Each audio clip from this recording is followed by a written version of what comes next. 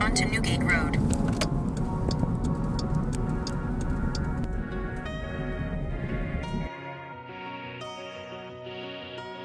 So welcome to Old Newgate. I'm Bengel. I am the new museum assistant for Old Newgate Prison, functioning as the site coordinator here. I work with the state to help manage the on-the-ground components of Newgate under the direction of Liz Shapiro as the director. On July 14th, we are excited to do our grand reopening of Old Newgate. On that day, we'll be showcasing our community partners. The Marquis Fife and Drum will be here, along with Governor's Foot Guard and local mineral groups and archaeology specialists. So we hope to really showcase what Newgate is all about, including the mine and the prison yard. This is so exciting. Welcome our new gate at Newgate. This is how our visitors are going to be entering the site on July 14th when we welcome you all here. And Morgan, why don't you tell people a little bit more about what's going to be happening on that day, because it is a really big day for us. Yeah, so on that day we really hope to showcase our community partners, including the East Granby Historical Society. We hope to get their stagecoach that was originally at Newgate and they now own it here on site. We hope to showcase the Department of Environmental and Energy Protection that has been here working with us, and the bats. So they'll be tabling, as well as the play that we've had commissioned. A playwright's written a wonderful 30-minute play about Newgate and its characters, performed by the Theater Guild of Simsbury. So we're very excited for that. That'll be continuing throughout the season on selected Sundays. And I heard the Marquis of Granby might be here? Yep, the Marquis of Granby, the Fife and Drum, they'll be here, as well as the Governor's Foot Guard. They're excited to also contribute, and a bunch of community partners. And then those partners will be continuing through the season. We'll have an archaeological and geology day, as well as a bat day, to help show the vast interpretation of the site. It would be kind of fair to say that July 14th will be a taste of Newgate. Exactly. So it's pretty much a little bite of everything that the visitor will get to experience at different days during the summer. And we are going to hopefully have some food here for you as well. So. And what are your hours going to be during the summer? During the summer, we'll be open Friday afternoon through Monday morning. So Friday from 1 p.m. to 5 p.m., Saturday and Sunday 10 a.m. to 5 p.m., and Monday 10 a.m. to 1 p.m. So hope to get people on that Monday morning as they're leaving town, but that'll be the extent of our season, starting July 14th. Right, our thought for Monday was that if anybody has visitors over the weekend and they're staying over on Sunday night, there's so few places and so few things to do on Monday morning. If people don't need to leave till lunchtime, they can come over here and bring a picnic and have lunch over here before they get into their cars and head home. So one of the things we're really working on is repairing the nosings on the stairs so that they're more secure for visitors walking down them. But otherwise, the first few are in pretty good shape. So more lights will be on, but right now there's scatters lights throughout the whole tunnel system. But now since the bats are gone from hibernating, we'll be able to move forward with those repairs. Our plan is to have the whole prison yard open for self-guided visitation. We'll have docents and guides set up around giving more information about the prison yard. And then in terms of the mine, there will either be, depending on visitation on any given day, there'll be individual tours, groups of 10 or so going through with a guide, or we'll have stationed guides down here. So visitors will be able to go through the whole tunnel, the loop, when everything is up and running again. It seems a little less wet today than it did for Halloween last time. Question, are we going to have another Halloween celebration here at Newgate this fall? Yeah, definitely. I don't think we could not have it. Everyone is so excited. So we're not sure what it'll look like, but it'll be similar to last year with some improvements and definitely a celebration.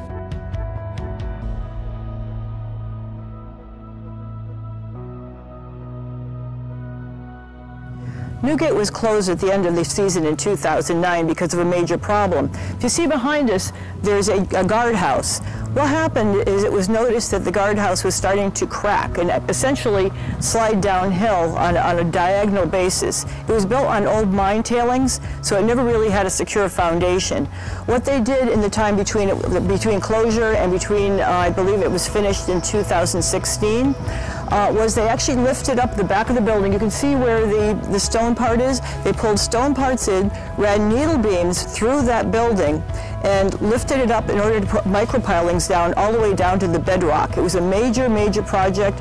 Now the building's in perfect condition, ready for visitors, beginning on July 14th. So we're really lucky to have this space in our prison yard of ruins. We have this whole intact building which we can really use, and so the progression of the site will be, right now we have some panels put up from previous exhibits, but we hope to really get people's feedback in this room and also use it as a hands-on interactive space. Yeah, and it also looks like you're very easily set up to have small lectures, maybe small performances. Yep, exactly. We hosted the archaeology conference because we were able to fit 40+ people in here for presentations. So we want to leave it as open as possible for those groups to utilize our site. So the 4-story cell block is what we're looking at over here, and I think you know, when people look at it, it is extremely evocative because it's certainly the tallest archaeological remains in the state of Connecticut, and it's pretty unique for the entire United States. You don't see things like this very often. It is in a currently pretty fragile condition. It was originally built in the 1820s, and then it was destroyed by fire in the early part of the 1900s. And ever since it was destroyed, it hasn't really ever been restored in any way. And of course, you can see how it looks right now. It doesn't look very good. But we are anticipating, as we move forward on the site, we have sort of what I would call a 10 to 15-year strategic plan for the site, wherein by the end of that time, all of the things that you see that look structurally unsound are going to be stabilized and conserved, and we're just going to continue to build on a better visitor experience. So people coming to the site can look, and every season that they come, every time that they visit, they'll hopefully see an improvement, something new and exciting. Everybody always wants to know what's going on with Beats Tavern, and it's very exciting. We had high hopes of, by this particular summer, being able to offer all the people who pass through here a beautifully painted and re-roofed Beats Tavern along with our 2 other buildings that we own.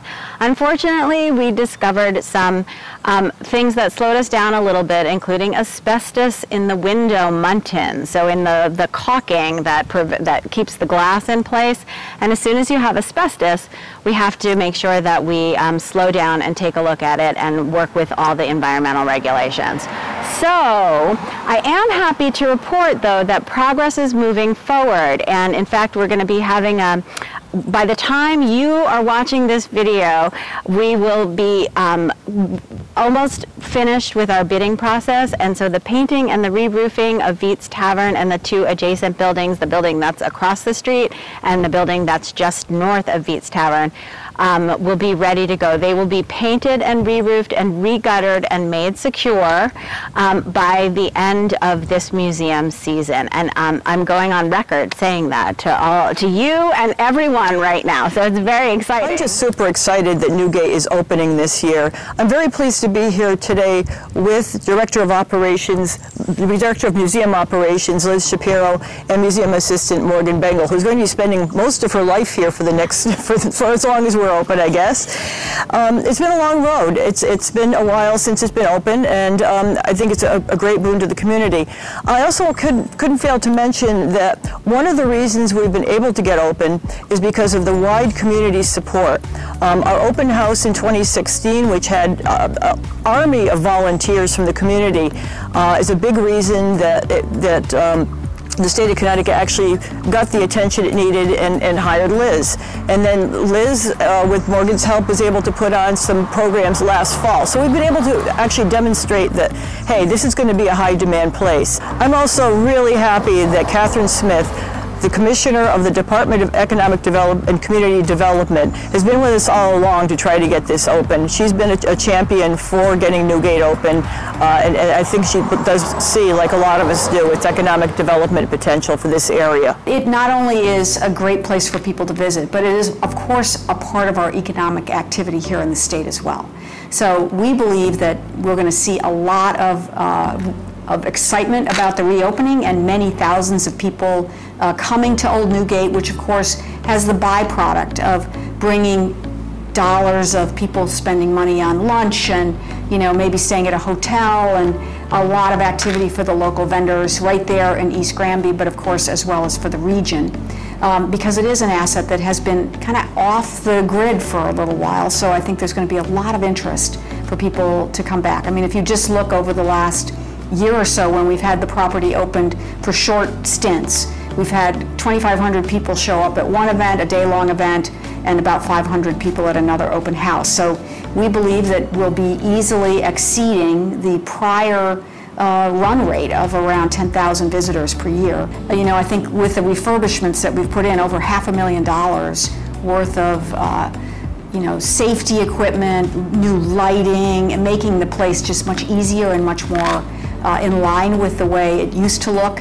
It's been all done to historic preservation standards, so I think it's going to be really exciting for people to see this. Tourism is a big part of our economy here in the state of Connecticut. It's almost $15 billion of annual generation of economic activity. So it's a part of our economy we take very seriously and that we promote. And so adding this additional asset back into the mix of places people can come visit in the state, we think will be very beneficial and will help that number, that economic activity, continue to increase. You know, it's very near our airport, it's very near the Massachusetts border, it's very accessible for people all over the New England region, and it's really an exciting place. Most people don't get to go underground very often and see kind of the way people used to live and operate, if you will, in this kind of way. So we're very optimistic about it, and we think this will be a really great asset, not just today, but for, you know, decades to come for the state.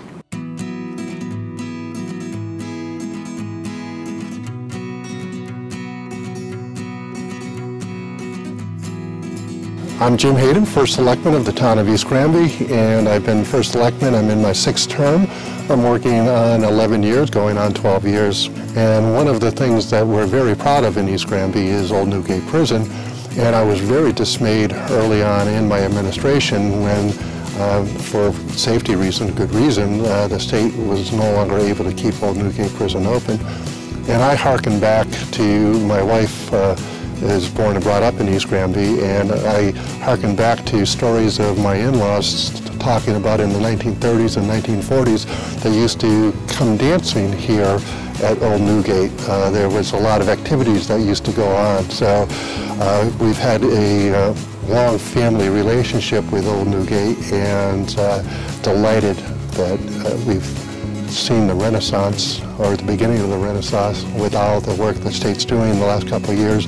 July 14th is a date that is an important one for East Granby and all the folks around the area and surrounding towns, because we're officially going to be open, and it's been a lot of hard work that the state's done to get us to where we have to be from this perspective to open up.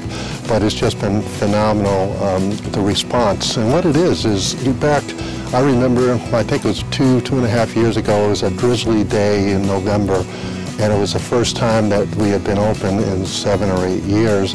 And it was cold and it was rainy, and there was 1,500 people here. And it just showed how significant this whole area is to the greater area, the surroundings. And one of the things that I did at the time is I was asked to speak and give a couple words, and I did. And I said, anyone that's been here as a school kid, please raise your hand. And all these hands would raise up, and they're all 30, 40-year-old parents who had brought their children with them. So the continuum of getting Old Newgate back and open consistently and having it be a source of regional pride and of pride for the town of East Granby, but just the teaching education opportunity is just phenomenal. So there's nothing better than being here on a beautiful sunny day at Old Newgate, knowing that we're going to be open again for business. The fact that Old Newgate Prison is reopening is fantastic news for North Central Connecticut. It's really a focal point for a lot of events throughout the North Central Connecticut towns.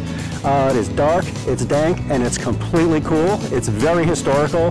There are prisoners in there from revolutionary times and crazy stories about people trying to escape. They're still finding artifacts on the grounds, and people love to have events at that place, especially in the fall. A lot of interesting things happening up there. Totally excited. Myself, Representative Zalistowski, and others throughout North Central Connecticut worked real hard to reopen the prison. This is great news. There's nothing like seeing a place where history actually took place, and to see a place where Revolutionary War soldiers were kept after they were captured, that brings history back to life. So I'm certain that schools throughout North Central Connecticut and even beyond will use this as a place to help teach living history lessons to our students.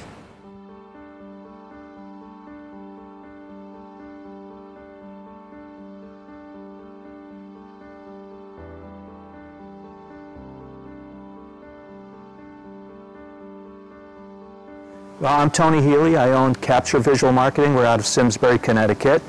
It's a great place to be, local to the valley and not too far from Hartford and all that, but we're visual marketers. We do everything from photography to 3D walkthroughs, immersive virtual tours, virtual reality tours as well, and we also do aerial photography, aerial imaging, so a little video and so forth as well.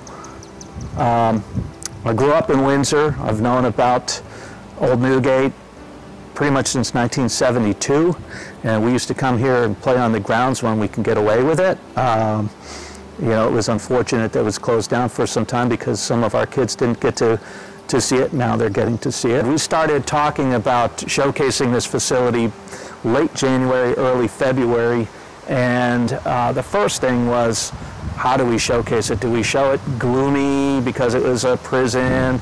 You know, how are we really going to showcase this? And after a little time, we got to see that we really wanted to show it on a nice sunny day so we could showcase the facility in its best light. I could tell you right off the bat, much to our surprise, I mean, I've been telling them here that that there's a buzz that the place is opening, and I think that in a very strong way we were able to incorporate today's technology into social media and so forth and be able to help get that information out to the masses as quick as possible, that they're going to be having a grand opening in July, and not only locally to Granby, Simsbury and so forth, but out to masses around Connecticut, Massachusetts, and so forth. And social media being the buzz and everything, you can place the tours that we created, whether or not they're aerial or they're 3D or virtual reality or whatever, you can place that on social media and share it. And I think we did our job, because I think in the first week or two we had seen 10,000 hits or 10,000 views on the video that we did for the aerial. Tells us that people are looking, tells us people are interested in coming here, and I think the staff at SHPO have to be prepared for that.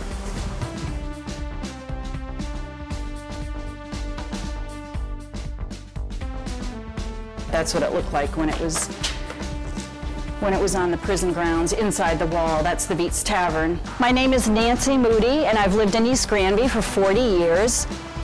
I've been involved with the East Granby Historical Society for almost as long. It was established as an organization in 1976, and I joined a couple of years after that, and I've been involved with it to different degrees through the years. I'm currently the president, and we're standing in front of our Historical Society Barn Museum, which has only been here for the past 11 years. And now we have displays and a full museum that people can come in and look at. The Stagecoach, we're of course very excited that Old Newgate Prison is going to be reopened again after being closed so many years. Being in our town to have such a great historic tourist attraction is just wonderful, and to have it open again. Our connection with the prison is the Stagecoach, because when it was operated as a tourist attraction and was open for people to just go and visit, the owner at that time brought in different tourist attractions for people, including things like petting zoo animals, a World War I tank, and a stagecoach that he purchased in 1918 at an auction. And what we're especially happy about is that the prison having been closed for so long, there's practically a generation of children that grew up without being able to go and visit it. So now their parents are thrilled to be taking this generation over to learn all about this historic site and all the classrooms can again go over and visit like they used to do in the past. So many people have told us as kids their schools went over and visited, so that can start happening again. And then obviously we can make the connection that they can in turn come and visit our building to see what we've got on display, including the stagecoach. Old Newgate has been a tourist attraction for more than 200 years. People began actually coming there in the early 1800s while it was still a prison. Now, there were a lot of things that attracted them. You had this really interesting site, and at that time, people were actually inventing the concept of tourism. So they were picking places that they could learn things from. And this was one of the, the first state prisons. And they thought, well, there's a government institution for penology, so we'll go check it out. They went there. The setting was beautiful, but it also was kind of austere and scary. So, it had its own attraction. And then the actual old copper mines where the prisoners were held, the prisoners called it hell, and it really was kind of hellish. So that had a really dismal, scary aspect for people. The prisoners, for these early visitors, were almost like an exhibit. They were, these were very moralistic, middle-class people at the time of the Second Great Awakening, when there was a real interest in people improving their lives. And the prisoners were living examples of the wages of sin. You'd go there, you'd see them, and you'd go, oh, they're wretched, and they're poor and pitiful. They're also kind of scary. I mean, it was, they really were an exhibit. It's kind of, we look at that now and we think there's just so much that, we wouldn't do that way in this day and age. But that's the way it started. Even after the prison closed in 1827, in 1827 they built the new prison in Wethersfield, people still came. And they came because these stone buildings, as they began to collapse, they already looked like they were a castle along the Rhine. And then they took on this crumbling kind of medieval castle look that it fit this aesthetic feeling of the mid-19th century when people were trying to capture the sublime, these beautiful vistas that would actually at once make them feel small and awesome and a little bit scary too. So there were so many visitors in the 19th century, they built an observation tower so they could look around.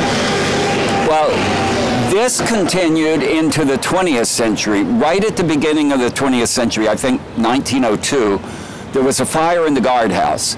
And after that, they turned it into, they built a dance hall. They made Old Newgate a dance hall, but it was a dance hall plus. In the 20s and 30s, this is when it became the dance hall, but they had these really funky attractions you could come, these exhibits. They had a bear and a bear cub in a cage. They had a World War I tank. They had antique cars. When you think about it, what's an antique car in 1920, right? Really old. People would come. That lasted into the 60s. Then in 1968, 50 years ago, the State History Commission took over the museum, and for the last 50 years, it's been a state site. And, in some ways, thank goodness for that, because the problem with Old Newgate is it's a very important historic site, but many of the buildings were built on these old copper mine tailings because the mine was, the prison was originally a copper mine. So the buildings have been really unstable. And keeping that site intact has been literally a major engineering problem. It's why the site's been open and closed for many years, and the state's invested a lot of money in bringing it back to a condition where people can come visit it again and see so much of Connecticut's history in one place. Some people wonder why in a state where money is tight, the state would invest so much money in a site like this. But I have to tell you, if you talk to most historians who center their interest in Connecticut, they'll tell you this is a site with probably the greatest potential to educate people about Connecticut's history that we have. And it's got the potential to be the greatest attraction. Let me tell you why. For school kids, they come to Old Newgate, they don't just get this amazing history lesson, they start out, where else can you go into an old copper mine? It is a physical science lesson. It's a lesson in geology. It's a lesson in how, it's a lot colder down there. It's dark, so it's scary for them, but it's also a science lesson and it's a history lesson. This was a Revolutionary War prison for Loyalists. So not only do they learn about the American Revolution, but they learned that it wasn't just America versus English, it was brother versus brother. It was a civil war before the Civil War. That's an important lesson. It's a lesson in kind of the history of social justice and in crime and punishment. People are shocked to learn that Old Newgate was actually a kinder, gentler form of punishment, because prior to building this prison, criminals had been punished by literally being physically disfigured. They'd be branded. They'd have their ears cropped, meaning pieces cut out of their ears, so everyone could see that they had been shameful criminals. This was a step, toward the criminal justice system we have today. And I think it's important for people to learn these lessons that we have evolved over time, that the past does have real lessons for us and they create an arc and trajectory. So I envision a time where people come to Old Newgate by the tens of thousands to see all kinds of shows, all kind of entertainment, and to kind of be at the epicenter of the history, the culture, and the really important parts of our past. Thanks so much for taking the time to watch this program with us today. We're really proud of the work that's being done here. Look forward to the future. And we do look forward to seeing you on July 14th and in the season afterwards.